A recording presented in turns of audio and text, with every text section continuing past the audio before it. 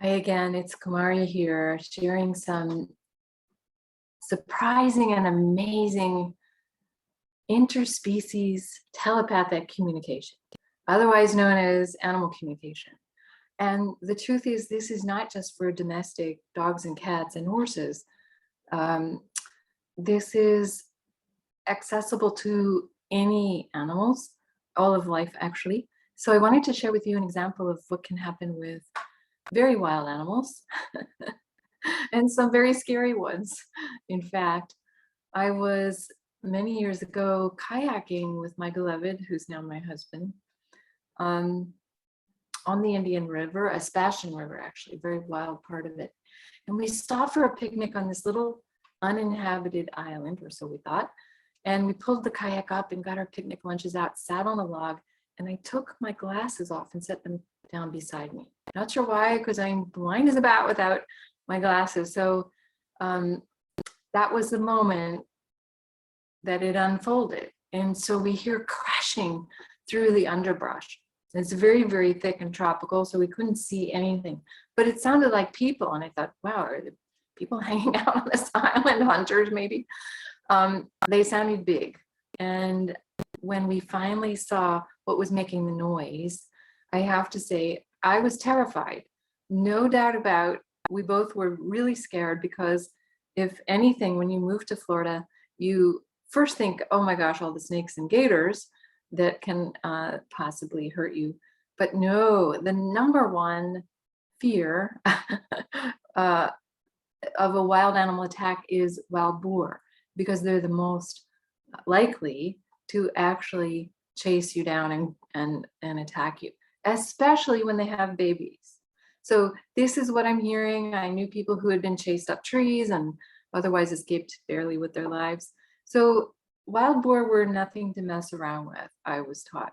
And there we were, me without glasses, surrounded by about 20 to 25 wild boar, and half of them were babies, really small. Now I could barely see, but I can see big and small animals, and I knew they were boar. And Kumar is like, don't move, or they might attack. They have babies. This is their prime fear, is protecting their babies. So my fear was up, man. I was definitely sweating it, and I couldn't see. And I'm trying to gauge the distance to get the kayak back in the water, where the gators were, by the way. And there was no way. They were too close, and we were too far away from the river. So I realized we were trapped. They were in a semicircle around us, and the rest was thick underbrush. Nowhere to go. So here we are. And I grabbed a moment. I said, Kumara, I feel the fear. Just ground the fear. Every breath, we send the fear down into the earth and ground it, which is a practice we learned to connect our energy to the earth. But this was the pedal to the metal. Let's see if we can ground this fear, because it was enormous. And rightfully so, right? You're not supposed to have no fear of any wild animal. You're supposed to tune in. So I was tuning in, and there was a panic mode. I asked he and I to practice this grounding the fear. And then I said, send out from the heart space, love, peace, we mean no harm. And I couldn't get to love and peace, but I could definitely speak, we come and, we mean no harm. And that felt true to me in the moment. And so I could beam that out. And it was like with the breath, a practice, ground the fear, beam out, we mean no harm. And that went on for, way too many minutes while they assessed the situation. And they didn't back down at all. They did kind of have their babies behind them. We noticed that they were protective that way. And finally, they just walked off. Two of us are breathing. I'm scrambling to find my glasses. And now it hits me. By George, I'm an animal communicator. I missed this amazing moment, I didn't see any of it. So I said, I'm going to call them back. And he says, please don't. Honey, we just escaped with our lives. We're very blessed. It was beautiful. Let them go. And I said, no, I missed the whole thing. You got to see it, but I didn't get to see any of it.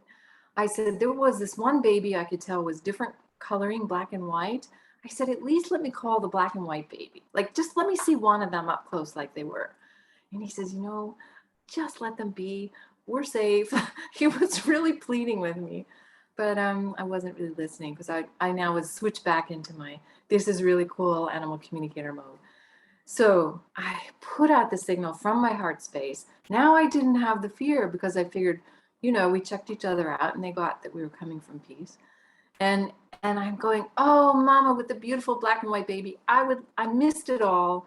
I didn't get to see your baby up close. I would love if you would come back and show me the beautiful black and white baby. This was my communication. I spoke it out loud, it was from my heart. So sure enough, they come crashing back through the brush. Kumari's like, now you've done it. We had our chance to get out of here. Now you're calling them back. This is a little crazy, Kumari. I said, I know, but please do it with me. So we once again grounded the fear, and now I could more easily send the love and the appreciation and the gratitude of seeing them up close in person. It was just such an extraordinary, amazing event, right? And you're going, no, Kumari, you should have let them go. But anyway, here's what happened. So I called them back, very specific. Don't you know, before all the babies were at the mom's shoulder and they nudged them back, where they stepped forward, made a circle around us and blocked the babies. It made total sense. This time they were just grazing and the babies were looser, they weren't as tight.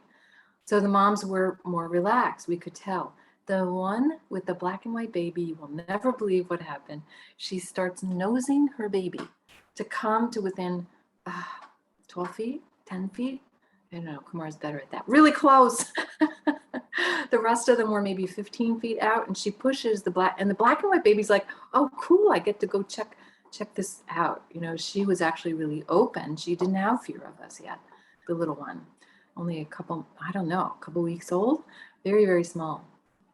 And just to see the specificity of the communication, A, that they came back, B, that they were so relaxed, and C, the creme de la creme, the mama with the black and white baby got the gratitude and the deep appreciation, and that I was sharing her joy and she wanted to share her baby with me. At least from my perspective, it looked pretty clear. Kumar was like, if I wasn't here, I would never believe it's possible. I'm still kind of mad that you did it, but wow, was that amazing. And we've had this amazing story to tell ever since. It was one of the most glorious because A, because it was so specific, but B, because we were actually really afraid. It's not that because I can communicate, I have no fear.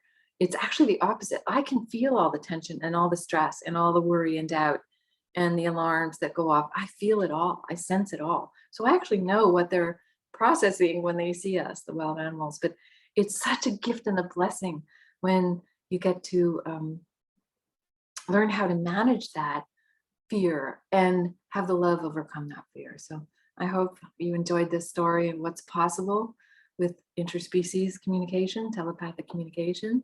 And please don't do this at home. Kumar would tell you, do not do what Kumari does. I don't even know if I would do it again personally, but I'm glad I had that moment in that teaching. It was really a profound moment that showed that we both overcame an age-old fear of each other. So I hope this was enlightening for you as it was for me, and enjoy your animal communication journey. If you choose to want to open that gift further and that ability, I believe everybody can begin to open to that, perhaps not at the level that I'm at, but certainly you can begin to open that door more and more for yourself and your beloved animals. So you can join kumarihealy.com and check out what's there. I'm teaching Awakening to Animal Communication Foundation course. So if you want to join us, that would be wonderful too. I hope to see you on one of those channels. Take care, and I hope you've enjoyed this latest installment of surprising and amazing animal communications. Thank you.